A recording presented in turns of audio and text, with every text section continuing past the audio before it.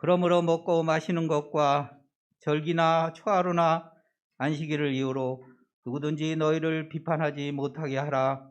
이것들은 장래일의 그림자이나 몸은 그리스도의 것이니라.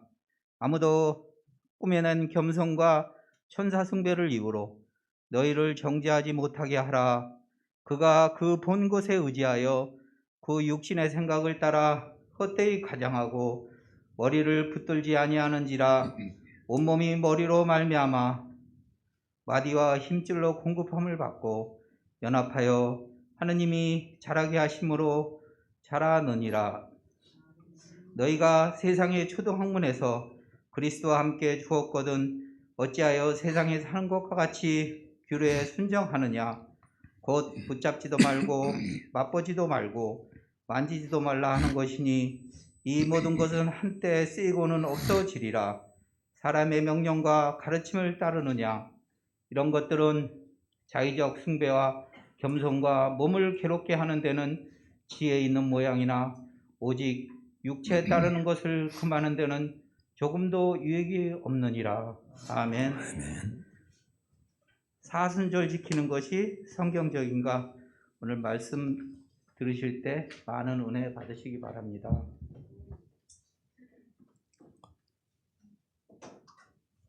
부활절 전 40일을 사순절이라고 말합니다. 지금이 딱 그 기간에 해당되는데요. 사순절을 지키는 교회가 많이 있죠.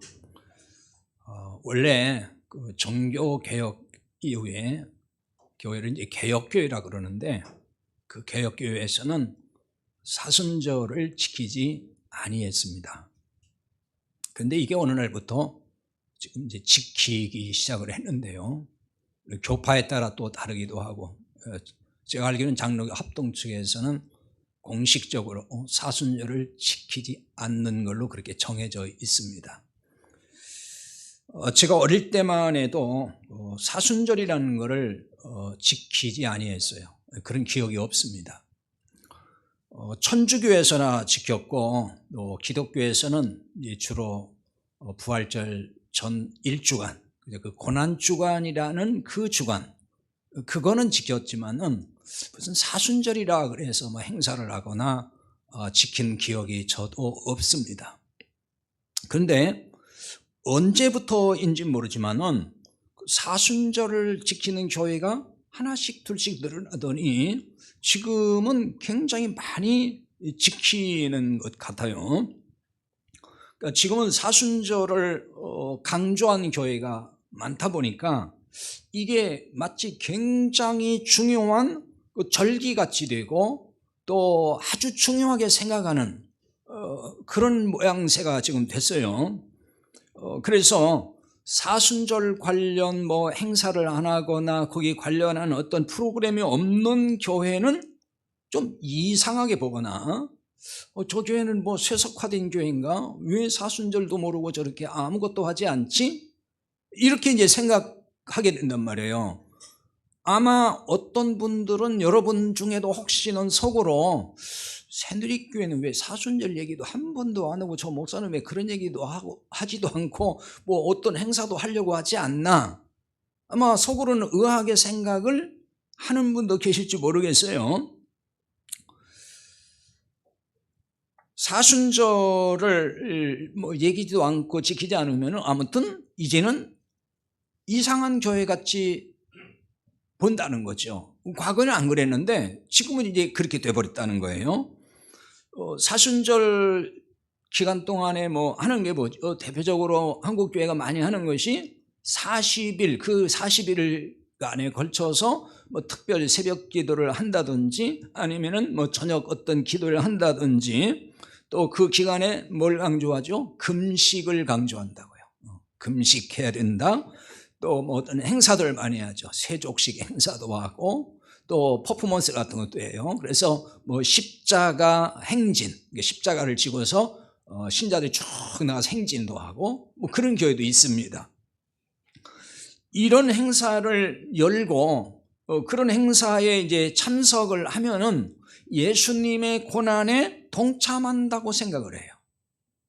주님의 고난에 동참했다는 거예요.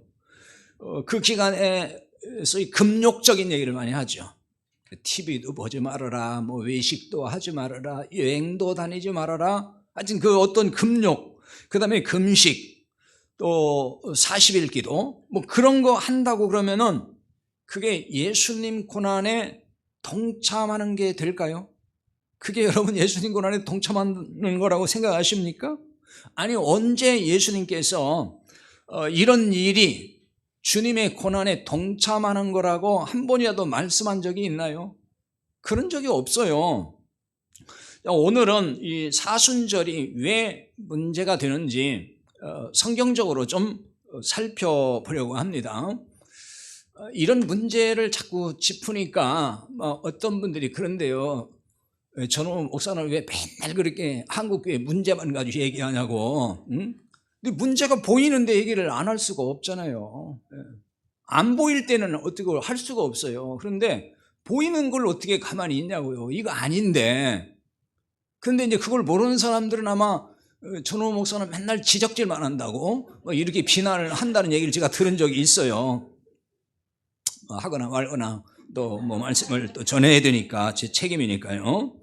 자, 일단 성경에는 사순절을 지키라는 말씀이 없어요. 그걸 암시하는 것도 사실은 없어요. 이게 다 사람이 만든 거예요. 그 유명한 교회사가, 그러니까 교회 역사가가 있는데 유세비우스라고 하는 굉장히 유명한 역사가가 있어요. 이분의 진술에 의하면은 초대교회 3세기까지는 사순절이 없었다는 거예요. 실제 성경에도 서신서에도 보면은 그런 근거가 전혀 없어요. 전혀 없었던 절기예요. 그게 바로. 그러다가 이제 이게 언제 공식화되기 시작했냐면은 325년 니케아 공의라고 하는 소위 이제 교회 어떤 총회죠. 거기서 이걸 결정을 하고 그 뒤로 지키기 시작을 한 거예요. 그리고 이제 이게 그 중세기에 이르러서 더 정교하게 되고 그리고 제도화되면서 고착화된 거거든요. 중세기에는 이 사순절 기간에 여러 행사를 많이 했는데요. 제수일이라 그래가지고 재 있죠, 재. 불에 탄 재. 그 재를 가지고 원래 이제 구약에도 보면은 그 회개한다든지 뭐 이런 걸 상징적으로 표현할 때 재를 뒤집어 쓴다 그러거든요. 그 죄를 이마에다가 이렇게 그 십자가를 그리면서 죄를 회개했다는 거예요. 중세 때 했던 얘기입니다. 또한 성당 그 앞에 나무 십자가를 세우고 자기가 죄온 죄를 다 거기 써가지고 거기다 이렇게 못 박았다는 거예요. 그러면 죄가 없어진다고 생각을 하는 거잖아요. 그런 일을 한 거예요. 그리고 순환의 금요일에는 이제 그 십자가를 지고 아까 말씀드렸듯이 십자가 행진도 하고 그게 중세 때부터 있던 거예요. 근데 지금 오늘 한국교회에서 그거 재현하는 교회들이 있다니까요, 지금. 이런 행사를 통해서 예수님의 고난에 동참하는 걸로 생각을 한다는 거예요. 또 그렇게 자꾸 얘기를 해요. 이런 전통에 대해서 종교개혁자 칼빈, 장로교를 창시한 사람이 칼빈이에요. 이 칼빈이 뭐라고 비판했냐면 이거 미신이다 그랬어요. 미신적으로 지키는 풍습이라고 비판을 했다고요. 개혁자들은 전부 그거 비판했어요. 이 사순절에 대해서. 사순절 기간, 자, 금식을 하고 금욕을 하고 그렇게 해서 뭔가 그 의롭게 되려는 행위라는 거예요. 그렇게 해야 죄가 씻어지고 그렇게 해야 공로가 쌓이고 한다는 거죠. 그런 동기에서 했다는 얘기예요. 고행을 통해서 하나님의 은총을 받으려고 했다는 거죠. 그러니까 이건 전혀 성경의 복음과는 다른 얘기거든요. 그러니까 초대교회에서는 하나님을 예배하는 날로 모인 그 주일 외에는 어떤 절기도 사실은 없었어요. 그 뒤에 그 3세기가 지나고 4세기부터 사실 이런 것들이 막 생겨나기 시작한 거거든요. 절기들이. AD 313년 콘스탄틴 황제가 기독교를 국교화하잖아요.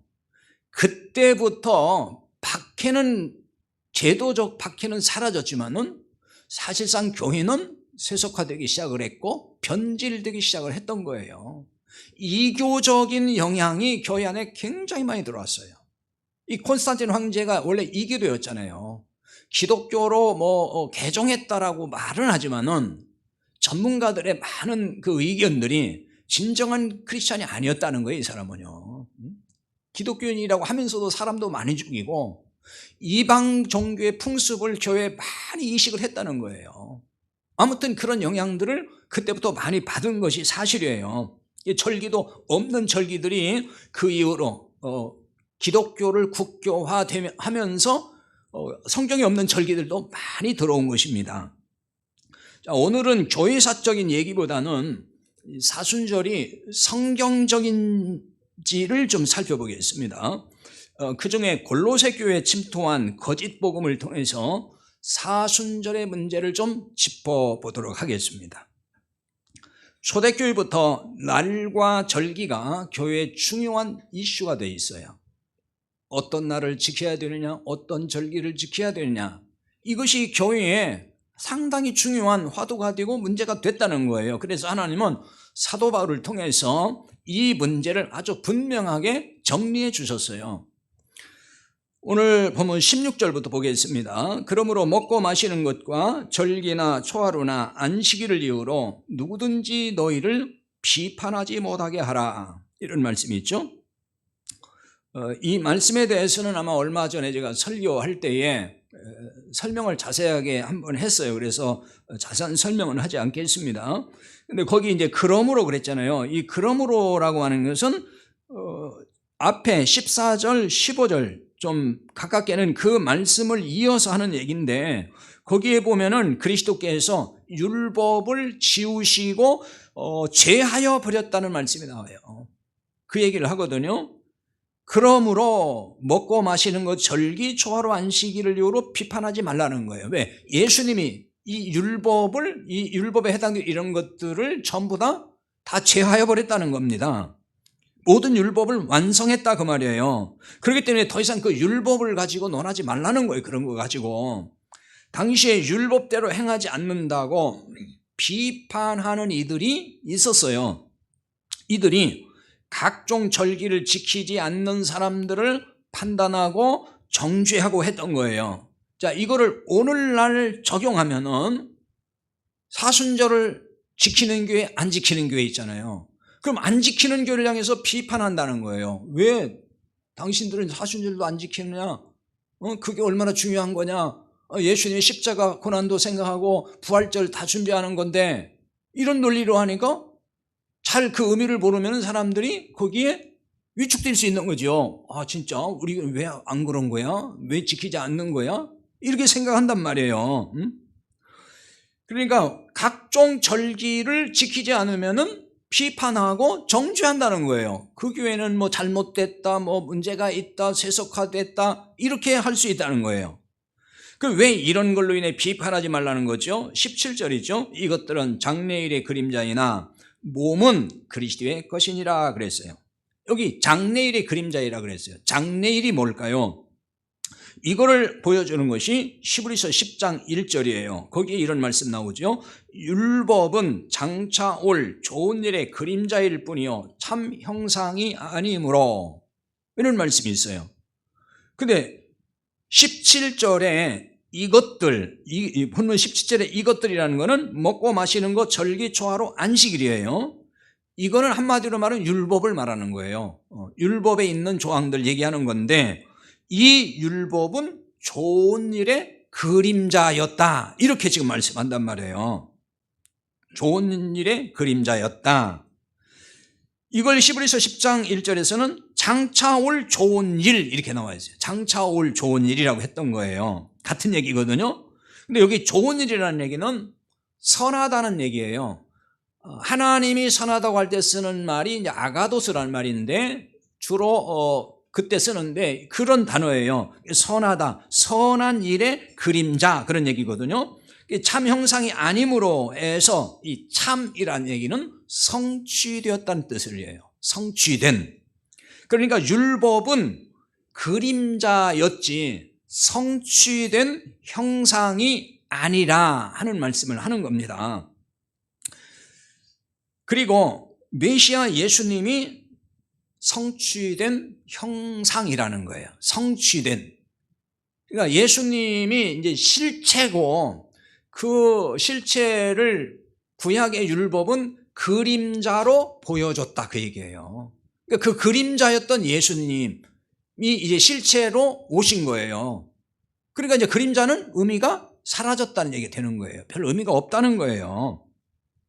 따라서 참 형상이신 그리스도가 오심으로 이 율법이 완성되었으니 그 율법을 완성했으니 이루었으니 이제는 율법에서 자유하라 그 말씀이란 말이에요.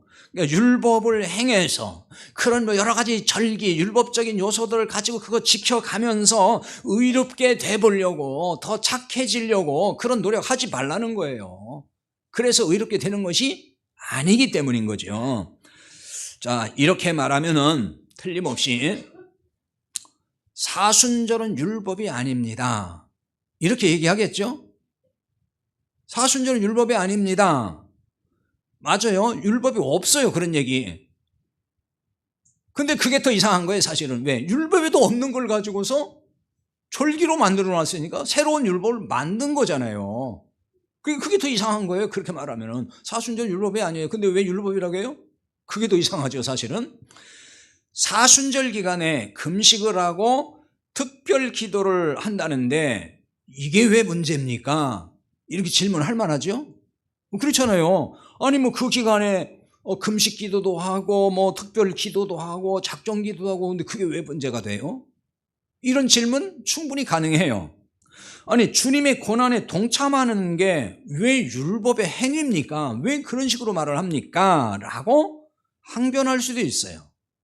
충분히 그럴 수 있다고 저는 생각을 해요. 충분히. 근데 성경은 이런 행위를 주님의 고난에 동참하는 거라고 가르치질 않아요. 십자가를 지고 나를 따르라 하지 않았습니까? 그러니까 우리 주님의 고난에 사순절만이라도 동참해야 되는 거 아니에요? 또 이렇게 말할지 몰라요. 근데 그 말씀을 오해하면 안 돼요. 예수님이 누구든지 나를 따르면 자기 십자가를 지고 따라와야 된다 하는 얘기는 무슨 뭐 특정한 기간 정해서 뭐 그때 금식도 하고 뭐 기도 열심히 하고 고행을 좀 하라 그 얘기가 아니고 그 얘기는 죽으라 그 얘기예요. 십자가를 진다는 얘기는 죽는다는 거잖아요. 네가 나를 따라오려면 너 죽어야 돼. 네가 펄펄 살아가지고는 어떻게 내 제자라고 할 수 있고 나를 따라올 수 있어. 너 죽으라 그 얘기예요. 그게 무슨 뭐 고행을 좀 하라 그 얘기가 아닙니다. 고생 좀 한번 해봐 뭐 그런 얘기가 아니에요.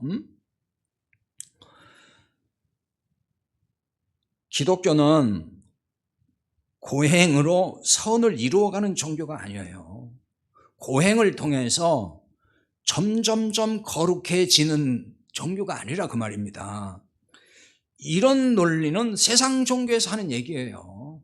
점점점 뭐 고행을 하고 뭘 하고 수련을 하고 뭐 이렇게 해서 뭐 더 깨끗해지고 더 깨끗해지고 뭐 더 완전해지고 그러는데 성경은 그렇게 얘기 안 해요. 복음은 그런 얘기를 하지 않아요. 기독교는 뭐냐면은 그리스도와 함께 죽는 거예요. 그리스도와 함께 죽고 그리스도와 함께 살고 그리스도와 연합하는 거예요. 그게 기독교예요. 그게 구원인 거예요. 지금 구원의 상태라는 거는 나 예수 믿어요. 나 교회 다니고 예수 믿는 거예요. 그러니까 나 구원받아 그 말을 하는 게 아니고 그리스도와 함께 당신이 죽었느냐는 거예요. 그리고 주님과 함께 부활했느냐는 거예요. 다시 그래서 연합했느냐는 거예요. 주님과. 그거 말하는 거예요. 특정한 기간만이 아니라 날마다 주님과 연합한 자로 사는 거.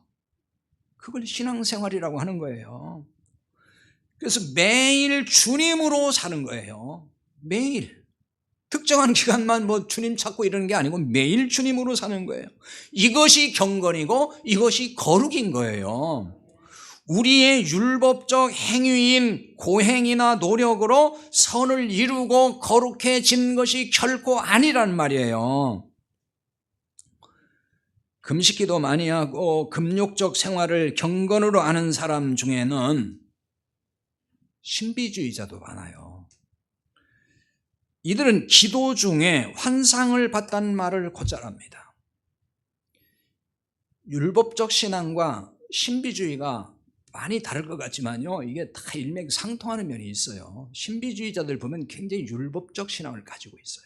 특징적으로 보면은 율법적 신앙이 다 신비주의는 아니지만은 신비주의에 있는 사람들은 율법적 신앙이 많아요.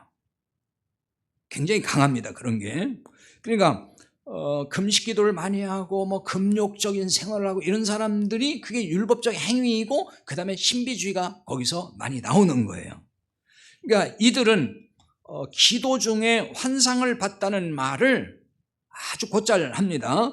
사순절 기간에 특별 금식기도 하다가도 신비한 체험을 했다고 하는 이들이 많이 있어요.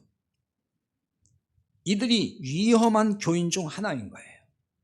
오늘 18절에 이렇게 말씀합니다. 아무도 꾸며낸 겸손과 천사 숭배를 이유로 너희를 정죄하지 못하게 하라. 그가 그 본 것에 의지하여 그 육신의 생각을 따라 헛되이 과장하고, 이 말씀이 있는데요, 여기 이제 그 천사 숭배라는 말이 나와요. 보통은 이게 이 말씀을 천사 숭배하는 것, 문자 그대로 그렇게 많이 해석을 합니다. 그렇게 많은 사람이 보고 있는데, 그런데 이 문맥과 원어의 뜻을 통해서 살펴보면은 그런 얘기가 아니고요. 이건 무슨 얘기냐면은 신비주의자들을 두고 하는 얘기인데요, 천상에서 천사들이 하나님께 예배하는 광경을 환상으로 봤다고 말하는 신비주의자들을 말하는 거예요. 지금 환상 중에 그걸 봤다고 해요. 하나님 나라에서 천사들이 하나님께 경배하는 거 그거 봤다. 그러니까 이 사람들은 이들은 이 신비주의자들은 이런 체험을 신앙의 높은 차원, 영적으로 굉장히 높은 차원이라고 생각을 했고 그렇게 믿었다는 말이에요. 지금 골로새 교회에 들어온 신비주의자들을 두고 하는 얘기입니다. 이들이 환상을 보거나 신비 체험하는 방편으로 굉장히 중요하게 여긴 게 있어요. 그게 바로 뭐냐? 엄격한 율법 준수입니다. 그래서 아까 말씀드렸잖아요. 신비주의자는 율법주의와 맥을 같이 한다. 이 사람들이 엄격하게 율법을 지켜야 된다고 말을 했어요. 그리고 거기 꾸며낸 겸손이라는 말이 나오죠. 이 겸손이라는 말의 동사형을 보면은 타페이노라고 하는데, 이 말이 70인역이라는 것은 구약 성경을 헬라어로 번역해 놓은 거예요. 근데 그 번역서에는 이 겸손이라는 단어가 종종 고행한다, 금식한다, 이런 의미로 사용되고 있습니다. 그래서 구약에서 금식은 하나님 앞에서 자신을 낮추는 전형적인 방법이었어요. 유대인 중에는 금식과 자기 몸을 괴롭게 하는 행위를 하는 사람들이 많이 있습니다. 이것이 자기를 낮추는 것이라고 믿었거든요. 이렇게 해서 천사들이 하나님께 예배하는 그 장엄한 광경을 볼 수 있다고 생각했다는 거예요. 금식도 하고 고행도 하고 철저히 율법을 지키고 그러면은 천사들이 행하는 그런 천상의 광경을 볼 수 있다, 환상을 통해 볼 수 있다, 그렇게 주장했다는 것입니다. 이 사람들은 유대 신비주의 집단에 속한 사람들이었습니다. 이런 신비주의 영향을 받은 거짓 교사들이 지금 골로새 교회에 침투했다고 말입니다. 이들은 율법의 일부 조항을 아주 엄격하게 준수했습니다. 그리고 강조하는 거예요. 우리나라도 보면요, 어떤 율법을 몇 가지만 아주 유난히 강조합니다. 주일 성수, 안식일 잘 지켜야 되고 11조 해야 되고, 그렇죠? 유난히 그거 강조하죠. 다른 것도 많은데 다른 건 별 얘기 안 해요. 그와 같이 골로새 교회에 침투한 신비주의자들도 몇 가지 일부를 굉장히 강조하고 지켜야 된다고 했다 하는 것입니다. 금식하며 몸을 괴롭게 하는 방식으로 환상을 비롯한 신비 체험을 할 수 있다고 말하면서 그거를 추구했던 사람들이에요. 이들은 환상과 신비체험을 통해서 최고의 경건에 이르고 그리고 최고의 영적 지식을 얻는다고 말을 하는 사람들이었어요. 그러니까 체험에 사로잡혔어요. 그 체험에 사로잡힌 나머지 그리스도보다도 체험을 더 중시했다는 얘기예요. 그러다 보니까 그리스도를 붙들지 아니했어요. 아니, 그리스도를 붙든 사람들이 아니었어요. 그런데 이들이 바른 신앙에 서 있는 성도들을 정죄하는 일이 발생했다는 것입니다. 복음의 신앙에 바로 서 있는 그 성도들을 정죄한 거예요. 18절 중에 보면은 그렇게 나와 있죠. 너희를 정죄하지 못하게 하라는 말씀 나와 있는데 그런 뜻입니다. 근데 이게 그 전에 개역 성경 있죠. 우리가 보는 지금 성경 말고 전에 성경, 그 개역 성경에는 너희 상을 빼앗지 못하게 하라 이렇게 번역되어 있어요. 여기서 정죄하다는 얘기는 경기장의 심판이 불리하게 결정했다 그런 뜻이에요. 경기 규칙대로 잘 뛰고 있는 선수인데도 불구하고 불리한 판정을 했다는 거예요. 그러므로 인하여서 상을 타야 될 선수가 상을 못하게 되었다. 상을 빼앗겼다. 그런 말입니다. 그래서 아마 이 뜻이 이런 뜻이 있기 때문에 개역 성경에는 너희 상을 빼앗지 못하게 하라 이렇게 번역을 한 것 같아요. 불리한 판정이라는 얘기는 규칙을 어기지 않았는데도 불구하고 어겼다고 판정한다는 얘기예요.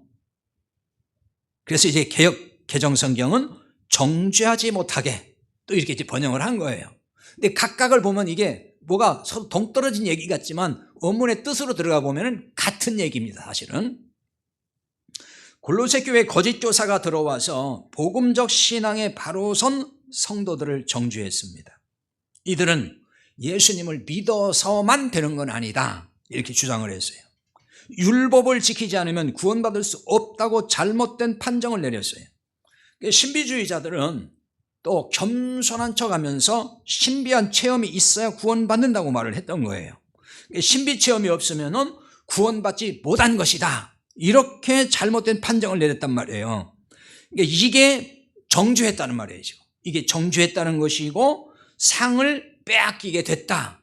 구원을 빼앗기게 됐다. 뭐 구원이라는 거는 한번 받았는데 빼앗기고 그런 건 없어요. 그럼 이 말의 뜻은 구원을 회방 놓았다. 그 얘기를 하는 거죠. 사도 바울은 이들의 영적 실체를 알게 해서 지금 정체를 폭로하는 겁니다. 18절 하반절이 그 말씀이에요. 그가 그 본 것에 의지하여 그 육신의 생각을 따라 헛되이 과장하고 그랬어요. 그가 그 본 것을 의지하여 여기서 보았다는 말은 신비한 환상을 봤다 그런 얘기입니다. 환상을 봤다. 근데 그 본 것을 의지했다 그랬잖아요. 여기 이제 의지했다고 하는 말은 들어가다 그런 뜻입니다. 원문의 뜻이 그거예요. 안으로 들어갔다는 거예요. 그러니까 이 말은 환상 속으로 들어갔다. 본 걸 의지했다는 얘기는 환상 속으로 들어갔다 그 말입니다. 참 그리스도인은 어디로 들어가는 것이죠? 그리스도 안으로 들어가는 것입니다. 그리스도 안에 있는 거예요. 그게 그리스도인이고 그게 구원받은 사람인 거예요. 그리스도 안으로 들어간 사람은 그리스도만 의지합니다. 복음의 말씀만 의지하는 거예요. 따라서 그리스도 안에 있는 사람은 환상을 의지하지 않습니다. 자, 계시 시대에는 하나님이 환상으로도 말씀을 하셨어요. 구약에도 많이 나오잖아요. 신약에도 사도행전에 보면 많이 나와요. 왜? 그때는 계시 시대예요. 계시 시대라는 얘기는 하나님의 말씀이 완전히 완성되기 전이에요. 그래서 그때는 하나님이 여러 가지로 계시를 주셔요. 환상도 그 방법 중에 하나였다는 것입니다. 계시의 수단이었습니다. 근데 그걸 지금 보편화시키면 안 되는 거예요. 자꾸 환상 봤다고 하는데 이거 굉장히 위험한 이야기를 하는 거예요. 그러면 그러죠. 성경에 환상 봤다고 하죠. 그건 그 얘기를 하는 거예요. 그때는 계시 시대니까 말씀이 완성되지 않았기 때문에 그 환상을 통해 하나님이 말씀하시는 거란 말이에요. 지금은 계시가 완성돼서 말씀이 있잖아요. 그러니까 이걸 잘 이해를 해야 됩니다. 그렇지 않으면 자꾸 환상 봤다는 사람 말을 따라갈 수 있어요. 따라서 하나님은 구원을 하실 때에도 환상으로 구원하는 게 아니에요. 환상은 구원의 방법이 아니에요. 여러분, 환상은 이단들이 더 많이 봐요. JMS 정명석인가요? 그 사람 요새 한참 뜨고 있잖아요. 그 사람이요, 그 신비한 체험을 많이 그렇게 보여준대요. 그래서 사람들이 이렇게 간 거래요. 지식인들 많거든요.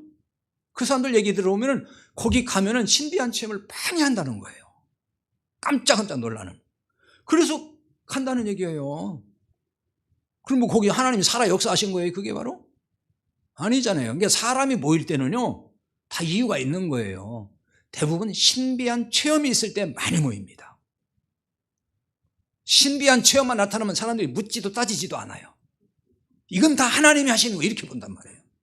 이게 굉장히 위험한 거예요. 굉장히 위험하다고요. 근데 이게 지금 교회 안에 많이 돌아다닌다니까요. 사람들이 환상 봤다고 하고 얘기 자꾸 하면 들어요, 그거를.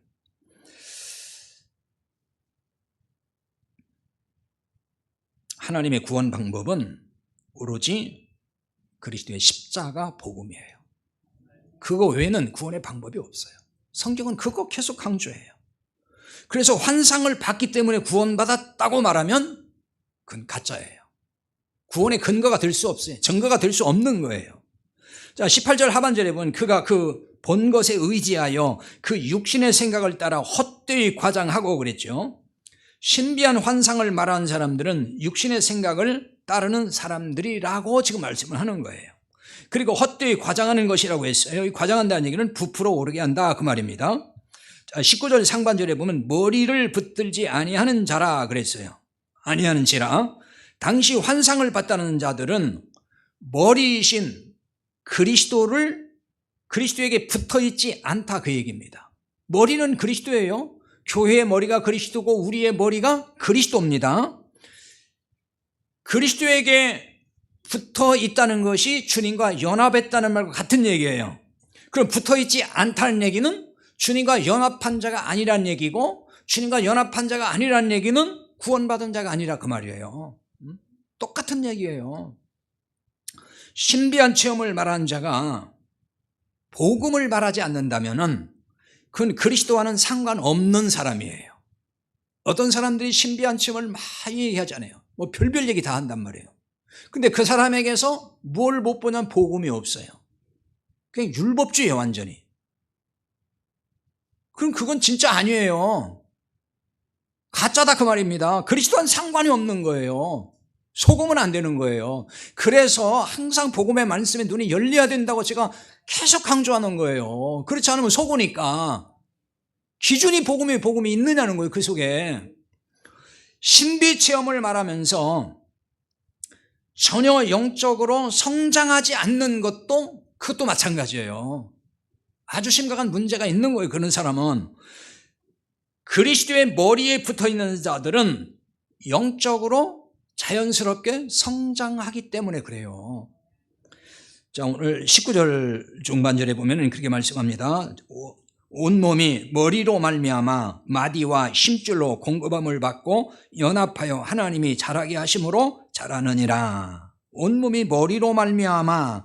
자, 머리는 그리스도를 말하는 겁니다. 머리이신 그리스도. 하나님이 자라게 하심으로 자란다 그랬죠. 그러니까 하나님이 성장하게 하신다는 뜻이에요. 그럼 하나님이 어떤 방법으로 지금 자라게 하신다는 거죠? 온몸이 머리로 말미암아 마디와 힘줄로 공급함을 받고 연합하여 그랬어요.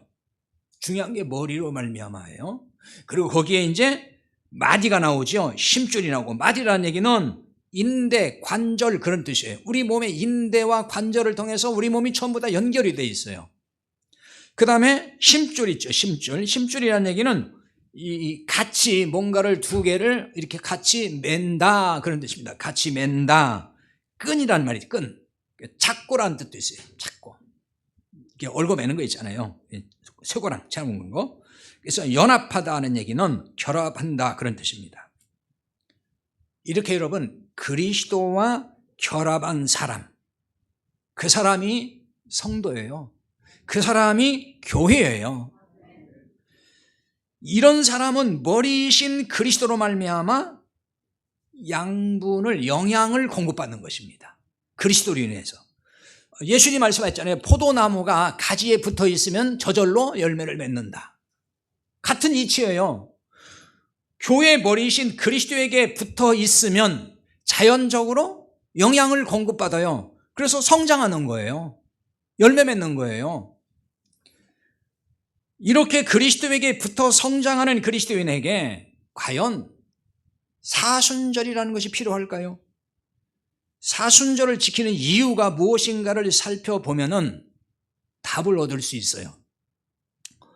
사순절을 이제 지켜야 한다고 주장하는 사람들이 많이 있어요. 그걸 옹호하고 이들은 지켜야 될 이유를 여러 가지 제시합니다.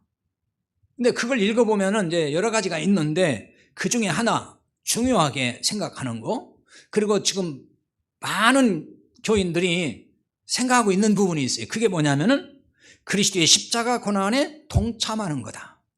그래서 부활을 준비하는 거다. 바로 그거예요.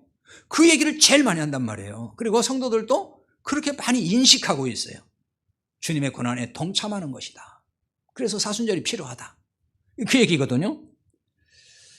물론 고난에 동참한다는 의미 부여는 사순절을 지키는 교회만 있는 건 아니에요. 사순절을 지키지 않고 그냥 한 주간 고난 주간을 지키는 교회에도 그런 얘기는 해요. 고난 주간을 지키는 것을 고난에 동참한다는 데 의미를 부여한다, 그 얘기죠. 주님의 고난에 동참하는 것이다. 여러분, 예수님의 고난에 동참한다면서 하는 일이 뭐죠?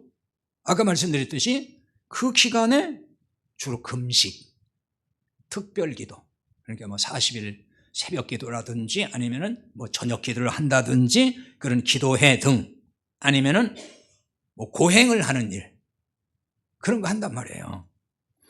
이런 종교적 행위를 두고 예수님의 고난에 동참한다고 하는 말이 가당키나 한 겁니까?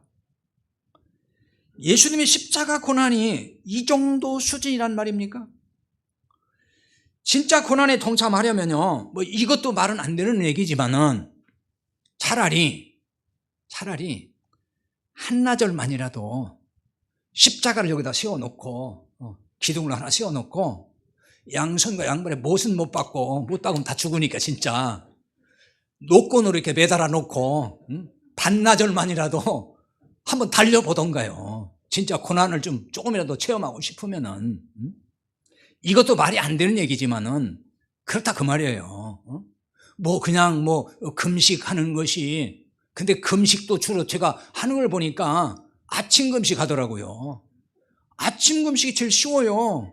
어차피 아침 안 먹어요. 입맛도 없고.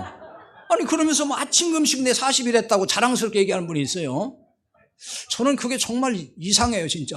그거 왜 하는지. 응? 그럴 필요가 없는 거예요. 아니 그렇게 그것이 무슨 주님의 고난에 동참이냐고요. 뭐 기도에 40일 하면 그게 고난에 동참하는 거냐고요. 말도 안 되는 얘기를 하는 거예요. 여러분, 예수님의 고난에 동참한다는 말을 그렇게 쉽게 함부로 하면 안 돼요. 왜냐하면 예수님의 십자가 고난의 의미는 그렇게 우리가 간단하게 말할 수 있는 게 아니에요. 그리고 예수님은 십자가 고난에 동참하라고 하신 적이 없어요. 우리를 대신해서 고난 받으셨는데, 아니 왜 뭐가 부족해서 우리에게 또 고난을 요구하실까요? 우리가 받을 고난을 대신 받으셨잖아요. 그게 십자가 고난이에요. 그런데 왜 우리가 십자가 고난에 또 동참을 해야 되냐고요. 그게 예수님 원하는 게 아니라니까요. 예수님의 십자가 고난이 우리 구원에 아직도 2% 뭐가 부족해서 그런 거예요? 내가 거기 가서 고행을 하고 고난을 좀 보태야만이 그게 완성되기 때문에 그러는 거냐고요. 그게 아니라면 그걸 왜 할 필요가 있냐 그거예요. 의미가 없는 거예요. 물론 이런 말씀은 있어요. 베드로전서 2장 21절에 보면은 이를 위하여 너희가 부르심을 받았으니 그리스도도 너희를 위하여 고난을 받으사 너희에게 본을 끼쳐 그 자취를 따라오게 하려 하셨느니라. 이 말씀은 그 베드로전서 2장 20절 앞에 보면은 선을 행함으로 고난을 받고 참으면 하나님 앞에 아름답다 하는 말씀을 한 후에 이어진 말씀이거든요. 이런 얘기예요. 선을 행한다는 건 뭐냐면은 뭐 누구 조금 도와주고 봉사활동했다는 얘기를 하는 게 아니고 복음을 위해서 사는 걸 말해요. 그 복음을 위해서 살다가 보면은 고난이 있잖아요. 초대교회는 엄청 고난이 많았어요. 그 고난을 받을 때에 주님을 본받아서 그 자취를 따라가야 된다. 그 얘기예요. 낙심하지 말고. 그걸 말하는 것이지, 일정한 기간 동안 뭐 금식하고 뭐 하면서 그게 뭐 예수님 십자가 고난 동참하는 거다. 그 얘기하는 게 아니란 말이에요. 따라서 사순절을 지키는 이유가 고난에 동참하는 것이라면은 지킬 이유가 없어요. 굳이 고행하면서 침울한 상태로 이 기간을 보낼 필요 없잖아요. 이 기간이 되게 침울해져요. 뭐 금식도 해야 되고 뭐 뭔가 막 깔깔깔 웃으면 뭐가 죄 짓는 것 같고 뭐 경건치 않은 것 같고 맛있는 것만 먹어도 이 고난 기간에 내가 이렇게 막 먹어도 되나 뭐 이런 생각도 하게 되고 굉장히 불편해한단 말이에요. 왜냐하면 그렇게 교육을 많이 받았기 때문에. 왜? 거룩하고 경건하게 살아야 된다는 의미를 잘못 알고 있는 거예요. 그게 불편해해요. 우리가 사순절 뭐 특별히 그런 걸 정할 것도 없지만은 우리는 항상 어떻게 살아야 되냐면은 이 십자가 고난을 통해 이루신 그 사랑으로 인해서 우리는 날마다 매일같이 기쁨으로 살아야 되는 거예요. 이게 성도의 삶이에요. 혹자들은 사순절에 뭐 금식 기도도 하고 또 특별 기도하고 그러면은 그게 얼마나 영적으로 유익이 있지 않습니까? 그러니까 그게 다 필요한 겁니다. 이런 얘기 한단 말이에요. 그러면서 하는 얘기가 이런 행사가 있어야만이 교인들이 각성을 할 수 있고 그리고 은혜도 받고 교인들이 그걸 통해 변화가 된다는 거예요. 들어보면은 그럴듯해요 또. 그렇죠? 맞아. 그때라도 기도 한번 해야지. 그래야 뭐 변화도 되는 거지. 그리고 뭐 열심도 낼 수 있는 거지. 이렇게 생각을 한단 말이에요. 물론 뭐 유익이 만큼도 없다. 뭐 그렇게 말할 수는 없겠죠. 그걸 통해 얻는 유익도 물론 있을 거예요. 그런데 잘 생각해야 됩니다. 금식기도, 특별기도, 각종 프로그램이 과연 교인들에게 은혜를 주고 그것이 교인들을 사람을 변화시킬까요? 이런 종교적 행사는 반짝 효과, 반짝 유익은 뭐가 있을지 몰라도 생명을 주지 못해요. 여기서 오해하면 곤란합니다. 또 이런 말을 하면은 아니 저 목사 뭐 기도도 하는 것도 뭐 싫은가? 뭐 오늘 들어보니까 기도도 하지 말래. 이렇게 오해하면 정말 힘든 사람이에요. 왜냐하면 제가 많이 느껴요 그런 걸. 설교가 그런 얘기 한 건 아닌데 꼭 반대로 얘기를 자꾸 하더라고요. 그렇게 하지 말라고 했다고. 지금 기도하지 말라 그 얘기하는 거 아닙니다. 기도는 굉장히 중요한 거예요. 기도해야 돼요. 지금 이 진의, 제가 오늘 설교하는 진의를 잘 알아들어야지 잘못 알아들으면은 뭐 기도하지 말라고 했어? 안 해도 돼? 뭐 이렇게 또 자꾸 이상한 소리 한다고요. 응? 뭐 회계 문제 이런 거 가지고도 막 얘기하는가 보더라고요. 보니까 많은 사람들이. 응? 뭐 죄를 지어도 죄를 지어도 된다는 게 아니에요. 죄를 짓지 말라는 거예요. 근데 자꾸 이상한 소리 얘기를 한단 말이에요.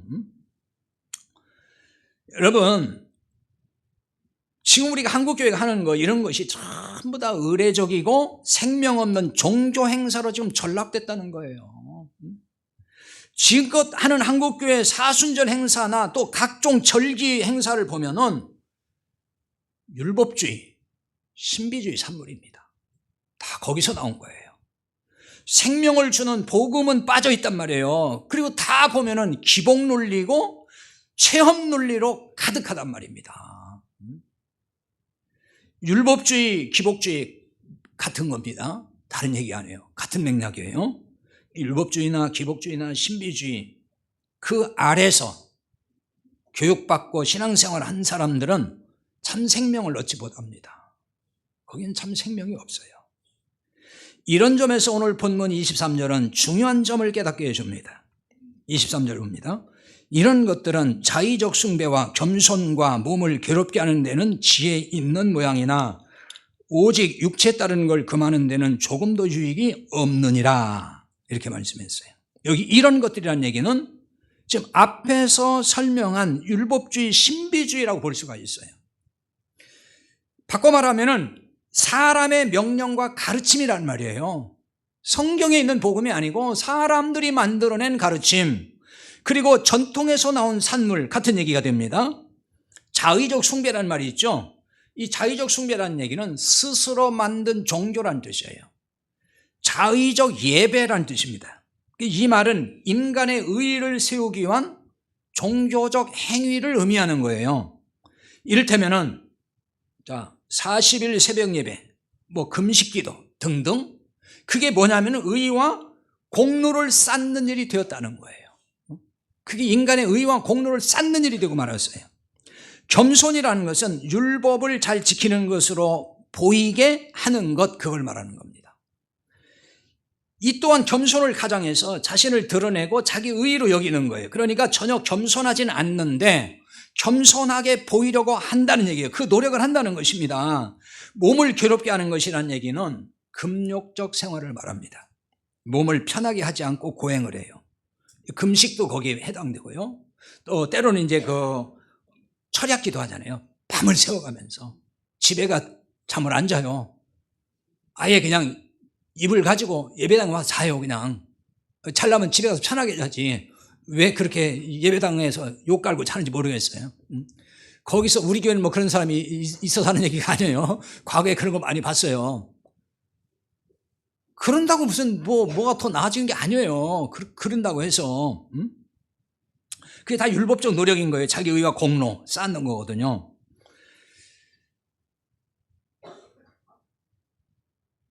자, 이런 걸 경건이라고 생각하는 경향이 있다는 거예요. 그렇게 하면 경건하다. 그러나 육체에 따르는 걸 금하는 데는 조금도 유익이 없다. 지금 이렇게 말씀하잖아요. 23절에서 육체의 욕망을 제어하는 데는 누구에나 가치 없다, 그런 뜻이에요. 율법에 따른 종교적 열심으로는 경건의 능력이 나타나지 않는다는 말이에요. 이게 경건의 능력은 종교적 열심에서 나오는 게 아니에요. 경건의 능력은 성령의 능력에서 나오는 것입니다.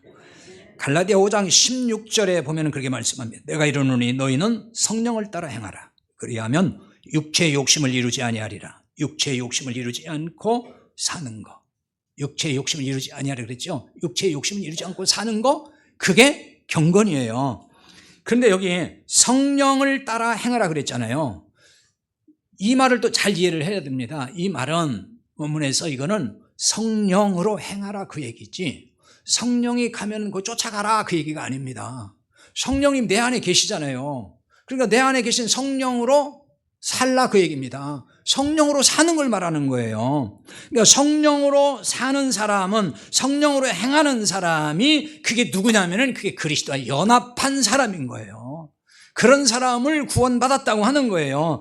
이런 사람에게는 사순절 행사가 무슨 의미가 있겠냐고요. 날마다 그리스도로 사는 사람이 있는데, 날마다 경건의 능력이 있는데 특별히 무슨 사순절에 나와서 하는 게 무슨 의미가 있겠어요. 여러분, 그러므로 중요한 게 뭘까요? 성경에도 없는 전통을 만들어서 또 다른 율법이 되지 않게 해야 한다는 말이에요. 교회 역사를 보면은 그 인간의 전통을 만들어 가지고 그걸 통해 인간의 의와 공로를 계속 쌓아가요. 많은 교회가 인간의 의와 공로를 부추긴다고요. 그렇게 해서 경쟁 구도를 만들어 갑니다. 교인들을 그렇게 해서 열심내게 한다 그 말이에요. 왜냐하면 그래야 열심내거든요. 경쟁시켜야 되잖아요. 구역별로 경쟁시키고 도표 만들어 놓고 체크하고 이래야만 열심히 낸단 말이에요. 경쟁을 시켜요. 그래서 여러분, 얻으려는 게 뭘까요? 목회자들이 그걸 통해서 누리는 게 뭘까요? 교회 양적 성장이에요. 그래야 뭔가 교회가 성장이 된다고 생각하는 거예요. 그러다 보니까 교인들에게는 진정한 변화가 안 일어나요. 왜? 참 율법적으로만 얘기하니까 변화가 안 일어나요. 교인이 그냥 양적 성장의 도구가 되고 말아요. 그렇게 되는 거예요. 여러분, 과거를 한번 반추해 볼까요? 40일 특별 새벽기도 같은 거 해봤습니까? 안 해봤습니까? 거의 해봤죠? 안 해보신 분도 있겠지만은 그런 분들은 별로 열심히 없이 신앙생활 했던 분들이 맞아요. 남들 할 때 안 하거든요, 그거. 근데 대부분 열심히 있는 사람들은 다 그렇게 신앙생활 했어요. 40일. 지금은 이제 그거 거의 많이 안 하는 것 같더라고요. 그 40일 특별 새벽 기도를 하면은 많은 교회가, 다 그런 건 아니었지만 많은 교회가 제가 보니까 상품을 걸더라고요. 그리고 쫙 체크합니다. 그래서 뭐 1등 상부터 쭉 상이 있습니다. 무결석으로 막 상 받는 사람도 나와요. 그리고 막 패까지 줍니다. 패까지. 특별 새벽 기도, 뭐 공로패 막 이렇게 해가지고 패도 주더라고요. 그런데 여러분, 그런 분들을 잘 지켜봤나요? 제가 잘 이렇게 지켜보니까 그런 분들에게 무슨 변화가 일어나던가요? 제가 목회하면서 경험한 바로는 인간의 의와 공로만 높여놨다는 거예요. 사람의 공로만 높여놨어요. 그러니까 그렇게 열심히 하는 사람들이 늘 하는 얘기가 있어요. 아니, 목사님, 장로님은 왜 저렇게 새벽기도 빠진대요? 아니, 권사가 돼가지고 왜 자꾸 안 나온대요? 이렇게 얘기한단 말이에요. 그게 뭐죠? 나는 의롭고 저 사람은 죄인이다, 그 얘기예요. 이렇게 갈라져요, 보니까. 제가 그런 걸 정말 한두 번 들은 게 아니에요. 그런 얘기를 한단 말이에요, 항상. 로마서 10장 2절 3절에 보면은 우리가 정말 되새겨서 묵상해야 될 말씀이 있어요. 내가 증언하노니 그들이 하나님께 열심히 있으나 올바른 지식을 따른 것이 아니니라. 하나님의 의를 모르고 자기 의를 세우려고 힘써 하나님의 의에 복종하지 아니하였느니라 그랬어요. 이건 유대인을 두고 한 얘기입니다. 하나님께 열심히 있으나 유대인들만큼 하나님께 열심히 있는 사람들이 없어요. 세상에 그런 사람은 없습니다. 그런데 그들이 열심히 뭐라는 거예요? 올바른 지식을 따른 게 아니라는 거예요. 올바른 지식이라는 얘기는 복음의 말씀을 말하는 겁니다. 그걸 따라서 열심히 된 게 아니다. 하나님의 의를 몰랐다. 하나님의 의가 뭐죠? 다른 말로 말하면 복음이에요. 그게 값없이 주시는 의로움, 은혜로 인하여 주어지는 것, 의이잖아요. 그게 복음이잖아요. 그 복음을 모르고 자기 의를 세우려고. 자기 의가 뭐겠어요? 자기 공로를 말하는 거예요. 내가 열심히 이렇게 해서 의롭게 되려고 하는 거, 그걸 말하는 것입니다. 그걸 세우려고 힘써 하나님 의에 복종하지 아니했다는 거예요. 하나님의 복음에 복종하지 않았어요. 여러분, 오늘날 안 그럴까요? 오늘날도 이런 현상은 많이 있어요. 얼마든지 이런 거예요. 예를 들면은, 자, 복음이라는 얘기는, 복음을 얘기하면은 인간의 의와 공로 인정해줘야 안 해줘요? 안 해줍니다. 우리가 구원받고 하나님 앞에 가서 뭐 가는 거는 전부 다 인간의 의와 공로 없습니다. 일도 없습니다. 이렇게 얘기한다고요. 율법적 신앙생에 빠져 있는 사람들은 그 말이 별로 안 좋아요. 왜? 내가 남보다 훨씬 열심히 내는 것 같은데, 아니 뭐 똑같다는 거예요. 똑같대. 아니, 하나님 나라가 비록 상급이라도 받는다고 차별을 둬야만이 좀 신이 나는데 가면 뭐 그런 것도 아니래. 복음은 그렇게 얘기를 해요. 그러니까 별로 안 좋죠. 열심히 내는 사람을 축혀주고, 당신은 하나님 앞에 가면 큰 상 받을 거면 이래야 기분이 나가지고 열심히 할 텐데 그거 아니라고 그러니까, 그럼 뭐야, 뭐 다 똑같네, 뭐 그럼 뭐 열심히 내? 이렇게 된단 말이에요. 그러니까 복음에 복종하기 싫은 거예요, 그게. 그걸 말하는 거란 말입니다. 율법적 신앙에 찌든 사람들은 복음을 얘기하면 굉장히 기분이 상해버려요. 마음이 상한다니까요. 그거 여러분 알아야 돼요. 여러분이 그런 적이 있었다면, 아, 내가 그때 그랬구나, 이렇게 생각하면 되는 거예요. 여러분, 신앙생활은 열심히 문제가 아니에요. 옛날에 뭐 열심히 특심했는데 그 열심히 다 식었나요? 막 그런 분 있죠. 나 옛날에 열심인데 지금 열심히 다 식었다고. 다 식은 건 천만다행이에요. 솔직히 옛날 뜨겁다던 열심은 하나님의 의를 보는 열심이었잖아요. 그 열심을 지금까지 가지고 오면 어떻게 되겠냐고요. 그 열심을. 자기 의의를 세우려는 열심이었다는 거예요. 다시 말하면 율법적인 열심이고 기복적 신앙에서 나온 열심이었던 거예요. 왜? 이렇게 하면 복 받는다고 하니까, 이렇게 해야만이 칭찬도 받고 좋은 신자라고 평가를 받으니까 하는 거잖아요. 그게 다 자기 위해서 하는, 그게 율법적 의의인 거예요. 그걸 위해서 열심히 낸 거지. 솔직히 안 그렇습니까? 그럼에도 불구하고 또 아니라고 할 분도 뭐 있겠지만요. 제가 이런 얘기를 이렇게 하는 이유는요, 제가 그런 목사였기 때문에 하는 거예요, 지금. 저는 뭐 잘했는데 뭐 당신들이 틀려, 이 얘기하는 게 아니에요. 제가 그랬단 말이에요. 제가 그런 열심이었다고요. 제가 얼마나 열심히 목회를 한 줄 아십니까, 진짜? 신자들을 달달 볶았다고요. 새벽기도 한 사람 안 나면 제가 금식했어요. 나 죽는 꼴 볼 거야 막 이랬다고 제가. 제가 그렇게 열심히 했던 사람이에요. 그러니까 많이 나오지, 사람들이. 아이고, 우리 목사님 그러면 안 돼요. 내가 나갈게 이런다 그러면. 나가주는 거지요.